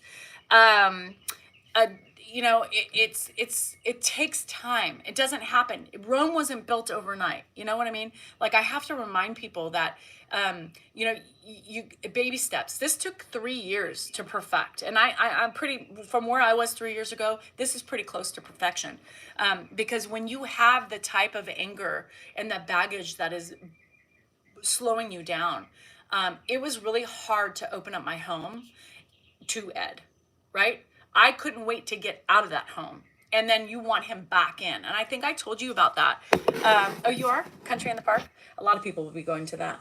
I couldn't, you know, I had to let it go. If I was going to be successful, and it was like, you know, when they put it on me, it was almost like a challenge, right? It was almost like a challenge. I know I told Lasky, I told our next book, well, we thought about doing something like a special edition on that book and adding more things to it and then adding pictures. Yeah. So, you know, we have a lot of ideas coming. We just have to get through little pieces at a time. But yes, we are working. I mean, we started this in July and we published it in May. So we're doing good. We have a lot more. There will be another book, right? There will be another book. But we have to remember that, you know, Dan and Mark were just basically like, you know, Dan said, if Danielle can't do it, you know, we know, right? You had a ghostwriter. Big deal. You have a book. Sarah, do you have a book? Do you have a book? Sarah, just asking for a friend. It's a big deal. Yeah. She's not a ghostwriter. Her name's on there. Yeah, her name's on there. I mean, I have just of a right to say I have a book, right? I helped write a book. I helped it, right? Thanks to MC. Why do people want to sit and throw ugliness, right, out against somebody like me who wrote a fucking book? Did I ever think I was going to write a book? No, I wrote it. She couldn't have written that without me. Yes, she's a book writer. We did it together. It's a joint union, right? I don't understand why people get so agitated and want to just be like, yeah, well, you're not the author. You know, well, kiss my ass. So just keep your fucking ugliness to yourself. It's plain and simple. You know, it's plain and simple. God, be kind. Why is it? Read my book. Maybe you'll learn to be kind. So anyhow, thank you, Teresa. I think it's very proud of, you know, I think it's very proud. You think if my kids came home and said, oh, Mom, I wrote a book, and they had a writer write it for them. Do you know how many celebrities have writers write their fucking books for them? They don't get shit on, right? It's ridiculous. It's ridiculous. But anyway, just never baffles me. Everybody wants something to bitch about all the time. Well, you didn't write a book. Okay, well, it was rude, Sarah. It sounded rude. You know, it did. I mean, take ownership of like, okay, maybe that was my bad. Maybe I wrote it wrong. Maybe just enjoy, I mean, when somebody says that and they take it the wrong way, instead of being defensive about it, I actually go back. And I go back and I think about to myself, did I misunderstand or whatever? And then I reflect, okay, that maybe came off a little inappropriate. That's not what I meant. And then I'll apologize. But the defense shows me you were trying to be a little shisty. So let them, yeah, it's ridiculous. So as to saying big deal, right, big deal. But that's what she said. You didn't write it, at least you have a book. Well, that's not what you said. You said big deal, you didn't write it. It was rude the way it was written. You got to be careful on here because it was very rude. To me, anyway. Why can't we sell it? I don't know. So everybody has, most people don't write their own books, just so you know, right? Most people don't write their own books. They have writers write for them. Everybody who produced a book, Jenny McCarthy, you think she writes her own books? No, she has a writer write it for her. So anyway. Oh, Sarah, I thought you were without an H. I gotta fix that. Yeah, let people be happy. If somebody's excited about something, why would you even want to come in and shit on them? Like, enjoy them. And then you could talk shit later when you're away from them, but don't take away their sparkle if they have a minute. It's like everybody wants to dim my shine when I have it. It's pretty badass. It was rude. Whether you want to admit it or not, and the defense of you shows you're guilty, right? If you weren't guilty or you didn't mean it in any sort of way, just because you feel that way, it showed shitty. So I tried to do, so anyway, it is what it is, but, everybody's entitled to their own shit. Just think about sometimes how you say things, because even if you didn't mean it wrong, the way you wrote it sounded ugly. And it sounded like, well, so you didn't write it. Like basically you're not the author, once again. But anyhow, learn from your experiences and realize that like at the beginning, when Mark and Dan told me, they were like, Dan's like, I heard him telling Mark, he goes, if Danielle, he's like, I don't know if this is going to work. I don't know if Danielle can handle this. I don't think it's right, because Joanne was on him. Like, you can't, you should never do this and expect Danielle to do this after her childhood, right? This is not right for Danielle. Her mental health is important. That was his mother, that was his mother. So, and Dan was like telling Mark, he's like, dude, no, it's okay, Sarah. It's okay. And I didn't mean, for people to attack you or anything like that. I was actually shocked because I know you've been here a little bit and I was actually shocked by that. It just looked ugly, and it just, and that's the problem is I'm going to get spicy when I see something after I just talked about it. And that's the problem with typing, That's the problem with typing is sometimes you don't mean it that way. It comes across kind of ugly and it's hard to not see it, right? Because I'm so used to all the ugly. So anyhow, I remember hearing Dan say, if he can't, he's got to go in a home. I mean, nobody else is going to do it. Nobody else is going to step up to the plate, right? So we're going to have to put him in a home. And I remember thinking, great, Danielle's going to be responsible, right, for killing her father, because I knew what would happen. No, I don't think Joanne knows I wrote a book. I don't think Dan has told anybody. Mark knew because he wrote it. Mark thought it was a bunch of shit. Mark's like, did you really write a book or is that bullshit? I'm like, yeah, I'm promoting bullshit. Like, Mark, come on. Use your head, He's like, I didn't know. Well, I wrote a book, Oh, that's cool. Ed is here because of me. And Mikey, I couldn't do that. I couldn't, and that was hard when I heard him tell, and it was a very pivotal moment for me when I heard, Mark say, and Mark's like, well, I can't take him, right? And Dan's like, I couldn't do it either. Everything was put on my shoulders. Imagine having that burden, of being responsible for either keeping him alive or putting him to his death, and we all knew. Do I get along with Joanne? Yes. We all knew what was going to happen if he went into a home. He wouldn't be here today. He would have been gone a long time ago. And at that moment, something was like, fuck them, fuck them. Fuck them for putting that on me, So then at that point, for some reason, I thought, I'm going to do this. I'm going to do this and prove all those fuckers wrong, I'm going to prove them all wrong. I'm going to prove them that they need to kiss the ground that I walk on, because I'm going to do this and I'm going to do it like a badass, right? And here I am today. I did it. It's not easy, and it was not easy. It took me a full year to kind of deep breaths in, deep breaths out. Still had my struggles. The second year got better. The third year got better. And today is even better, right? It doesn't happen. It's 4 years. We've had him for almost 5, I think. 5. Hi, Guax. Almost an hour and a half. 5 years. 5 years. And it took, that's what I'm saying. It doesn't take, a day to fix yourself.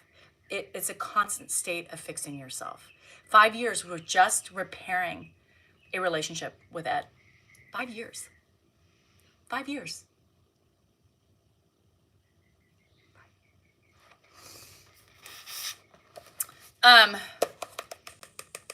Amazon.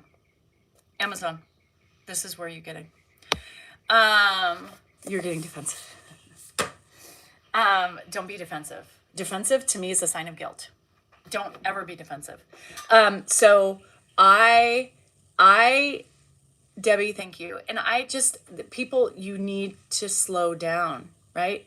Things are very important to pay attention and to do it right. You can't willy-nilly repairing friendships, relationships, family shit. It's going to take time, but you can't control the other people. You can only control yourself. Nobody gave me accolades other than you guys. I mean, really, my friends have boosted me up. You guys have boosted me up. You're my friends, right? Dan, not really. I mean, he believes like all the the trolls. Like, well, you didn't technically write it. If you wrote it, I would feel more excited, but it doesn't matter. If it's something still, you haven't written a book or you haven't had somebody write a book for you, I have. You've been talking about publishing your poem for years. Who's the one who published something? Me. And that wasn't even in my line of sight, right? I thought, why not? I've developed a core group of followers, right? That really like me for who I am, right? And are interested to learn more about my story or how I've managed to do this shit, to, live life the way I lived it. I mean, if you look at life, everybody's life, I'm not saying my life is better than yours or it was worse than yours, because everybody has their story. Don't ever compare your lives to other people's lives, right? Because it's subjective to your own livable space, right? Just because you were abused doesn't make my life less, traumatizing. Everybody's a subjective. So first of all, you've got to stop comparing yourselves to other people. Number one, you don't compare yourself to other people. Focus on yourself. It is my story. Yeah. Haven't written without your story. So yes, I mean, it's a collaboration with two people. I couldn't have written as eloquently as she did, right? So it's my darn birthday tomorrow. Yes, it does, Suzanne. That's for sure. Hi, Galaxy. Me, my life, my challenges, how I kind of grew from my challenges, my loss, my grief, my children, my husband, my relationships, I think every relationship, and I talk about this all the time.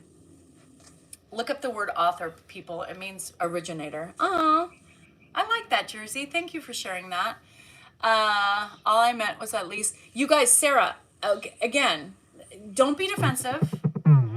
You don't have to be defensive, right? You have to be responsible for your actions, right? This is again about focusing on yourself. People didn't make you feel like a shitty person, right? They were reacting to your shitty comment, okay? Without your shitty comment, nobody would have reacted to you. It started with you, whether you meant to write it that way or not. You were the originator of the shitty responses. Okay? Again, it's not everybody else's fault. It was your fault to begin with. I mean, that's where you have to reflect on your behavior. I always talk to people, reflect on your own fucking self. If you didn't want to be attacked, then pay attention to the things you said. What you said was very demeaning towards me. You may not have wanted it written that way, but you wrote it that way.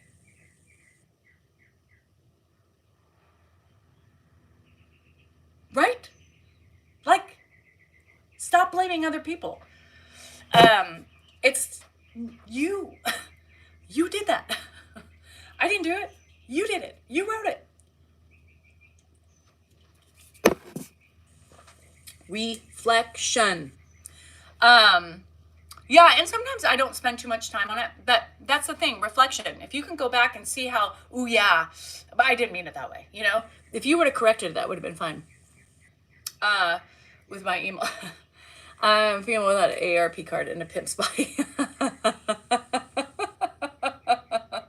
Comparison is a thief of joy and an act of violence against oneself. It true is. Mistakes happen. Exactly. You learn from your mistakes, right? You too, Julie. Don't take it as a bad thing, right? Instead of being offended by it and offended by your responses, think about how you could have changed that and learn from it. That's what we talk about here. Learn from your mistakes. I'm not perfect. I make fucking mistakes all the time. But you need to, so you need just to recognize your fault. First step in recognition. I think you're unreal for helping at a level that you are with a huge commitment. It is. And I did it. I didn't think. I literally hold, grudges. I'm not a very, and I had a big grudge towards Ed, for valid reasons, right? But the only hurt it was doing was to myself, right? And I put myself out here every day, Sarah, right? Like I put myself out here every day for you guys because I want you guys to know, like, life isn't easy. I'm still dealing with shit. You know, my husband gets on my nerves all the fucking time, you know? Okay. So Adrian can't make it today. Okay, well, I have a free day. So hold on a second. Hold on, TikTok. I have to respond really quick. Hold on. Is there any way we can push it to this afternoon, this weekend, or let's do next week? It's fine. Don't rush.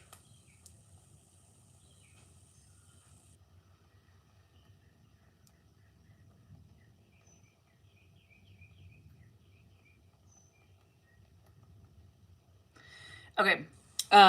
Sorry, I think that was the realtor, so he can't make it. So have a free day. Yay. Woo!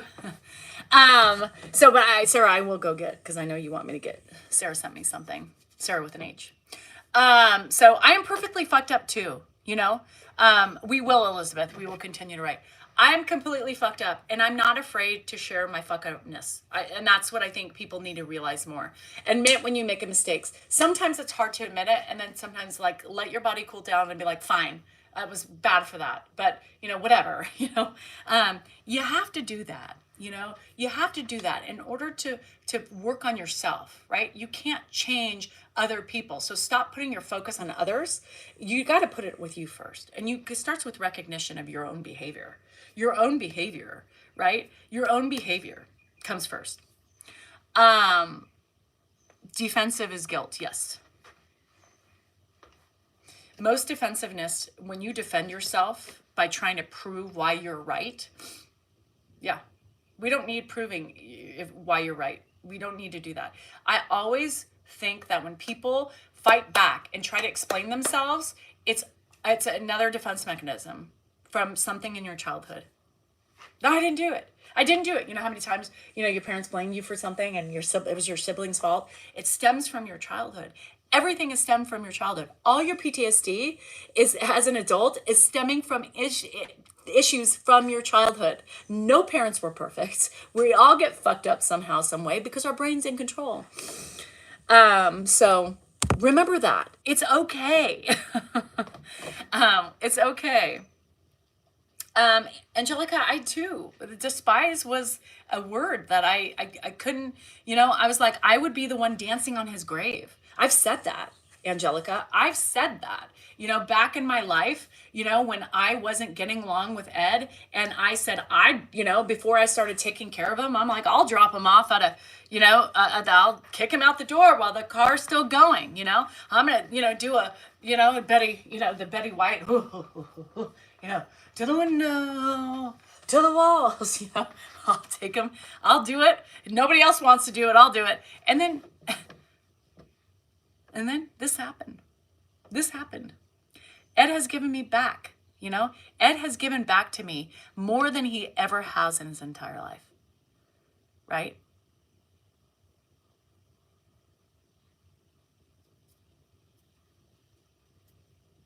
You can do it.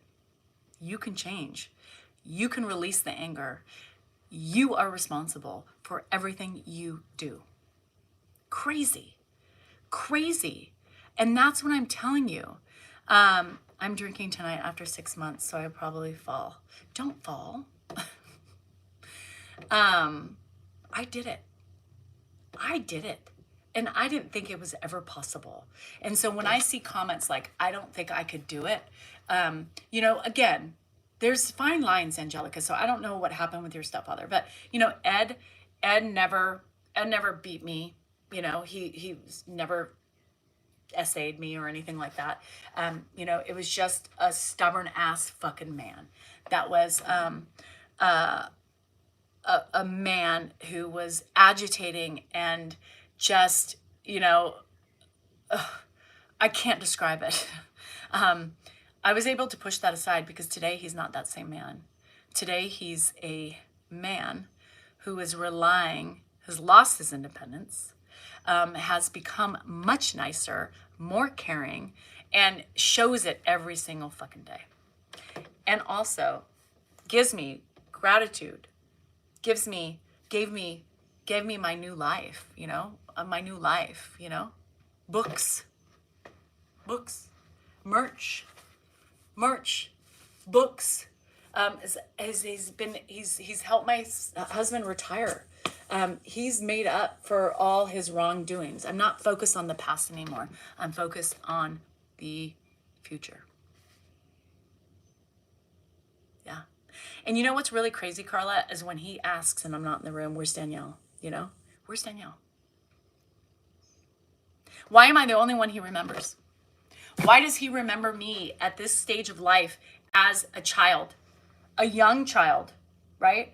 A young child. He doesn't bring up any of his kids as young children. He doesn't remember that. But why does he remember me? Weird, right?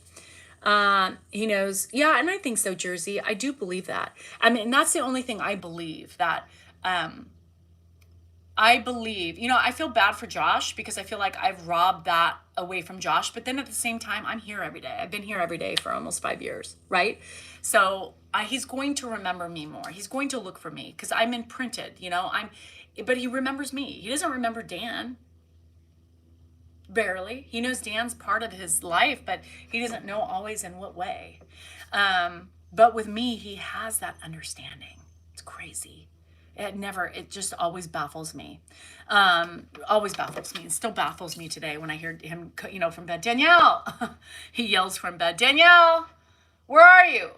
Can you come here for a minute? As much as I hate that, especially when I'm on the couch and I finally sat down, and then, Dan and I, then Dan's like, he wants you, Danielle, get up. But that's what it's all about. And, you have to admit, when you can let something go like that, when you can change that course of your feelings that are so ingrained in your body, so ingrained in your brain, it's just everything. I would see his car, parked outside my house, and immediately I would just start fuming. What the fuck is he doing here? can I just not unwind? Why do I have to walk into fucking my house and he's just sitting there, you know, waiting to just infringe on my fucking time? You know, it was just the amount of anger I had. The being despising him, you know, because of the things that he used to say to my mom, the relationship, and just how he handled situations and all that shit. You guys, it's powerful. Like, I was able to let all that go, you know? I was able to let all that go. Don't ask me how I did it. Social media helped a lot. He gave us that platform to really help us. And it helped Dan in a lot of ways too. I think it's helped Dan. I mean, Dan has, like, we're still bad. I mean, we still have our, you know, we still have our imperfectness, because we still are imperfect, but we still have, you know, he gave us a life. He gave my husband a different life. He gave me a purpose, right? I love coming on and talking to you. I love having, you know, wonderful people email me every day telling me success stories that they have with, you know, whether it's their, you know, their exercise routine or losing weight because they're eating better. I give them that spark that wants to do it. Or it's, Danielle, thank you for talking about your dad. Thank you for making me step up to the plate and go see my dad, forgiving him for that moment. Or, you know, those things. I'm helping people do those things, right? And if it's my journey with Ed, you know, people are like, oh, I thought this was, you know, all about Ed. No, my channel has never always been about Ed. It's been about me and my journey with Ed. You know, it's just you choose to see it that way because that fits within your brain because you don't like me, right? So, you know, people have this, that like they don't understand the way their brain works. They're choosing to look at me in a way because somehow I don't fit up to their standards. I don't need to fit up to anybody's standards but my own. That goes to you too. Stop trying to fit up to your parents' standards. Some of you are doing that still as adults. Start looking down deep in your body and your brain, the recesses of your mind, and try to figure out why you're still trying to please the people. Why?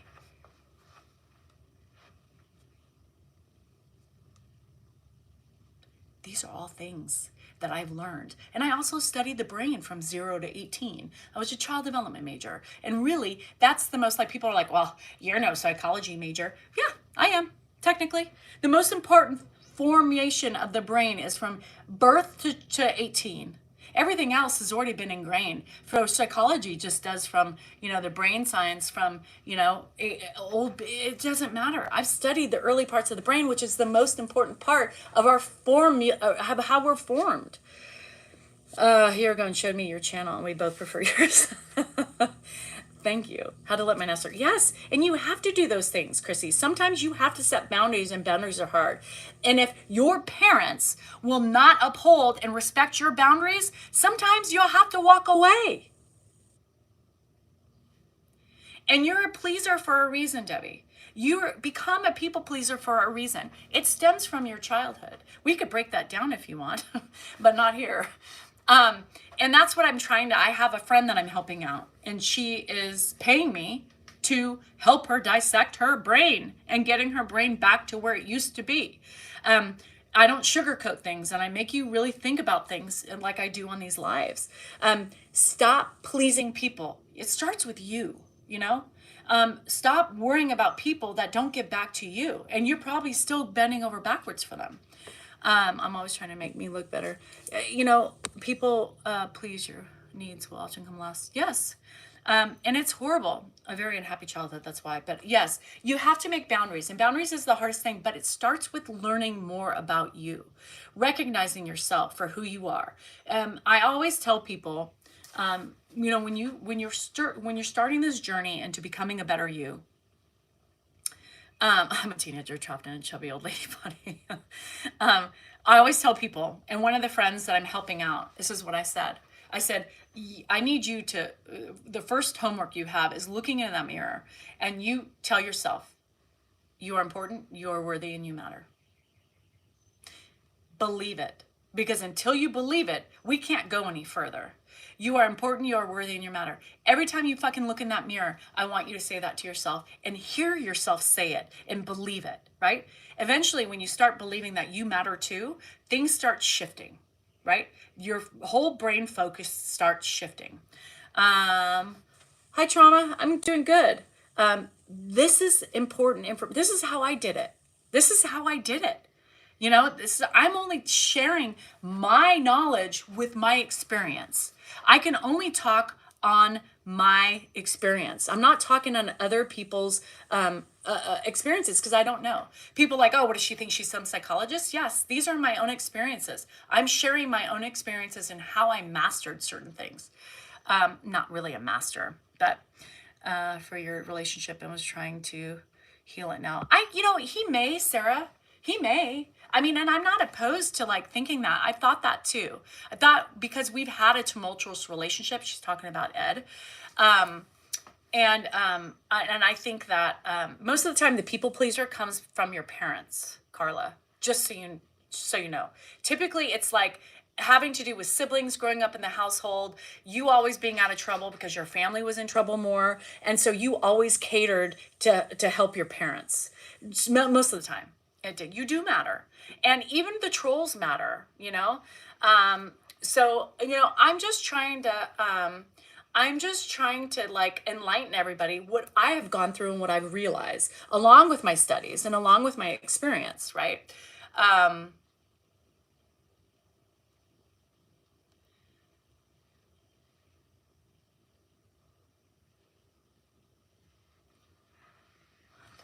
Anyway, so just things, foods for thought. I can go on for hours, but I need to go feed the chickens and stuff before Ed needs my attention. But this is all things that I'm just speaking on that I've opened up my mind to, and I've really dug down, and I'm still faulty, and I think I'll still die a faulty person. But I've made huge strides. I've made huge strides in my life that have fixed me and fixed some of the other things that I have been struggling with. Okay. I just got I don't recognize that number. That was a weird. Oh.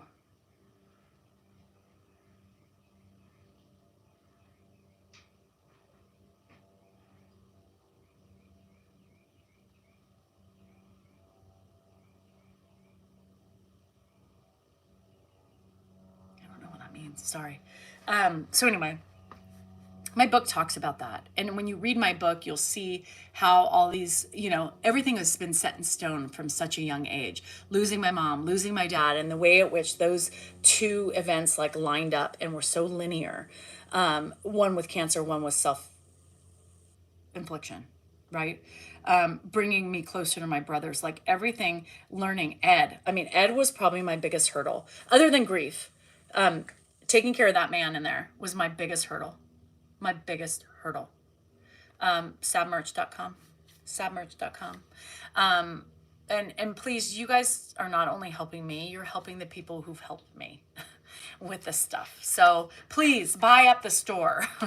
Poor Jilly, we're in the red, so we need to figure some things out. But anyway, so you guys remember, you are important, you are worthy, and you matter. You need to tell you that every day. And when you're down and when you're upset by other people's behaviors, you need to look in the mirror and get back there and say, you are important, you are worthy, and you matter.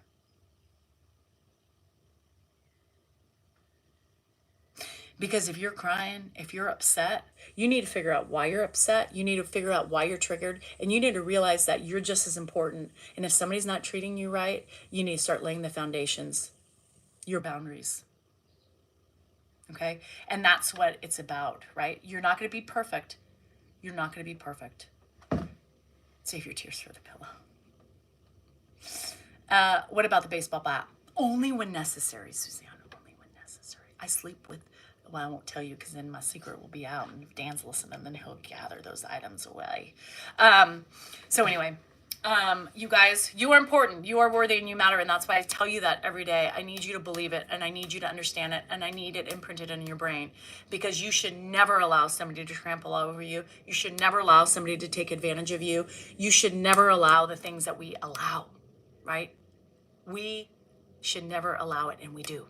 We do. We allow people to do so much to us, and we know it's wrong, but we make excuses for them. But why do we do that? Why do we do that? Why do we allow that? I don't know. I'm still working on it. So anyway, I'm done for the day. I gotta go. People are calling. I got shit to do. My phone's almost dead.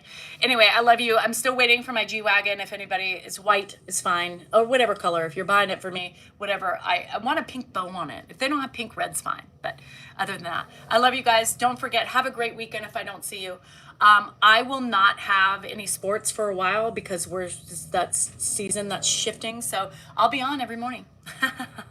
Lucky you. Anyway, love you. Have a great day. Happy Friday. It is date night. Dan wants to do a live, but I don't think we're going to be able to do a live from the restaurant because it's really bad Wi-Fi. So I don't know. We'll see. I want to repeat those words. You are important. You are worthy, and you matter, Dago. Don't forget that. Don't forget that. And if there are people causing you to think otherwise, you need to start preparing the gates. You know what I mean? Love you guys.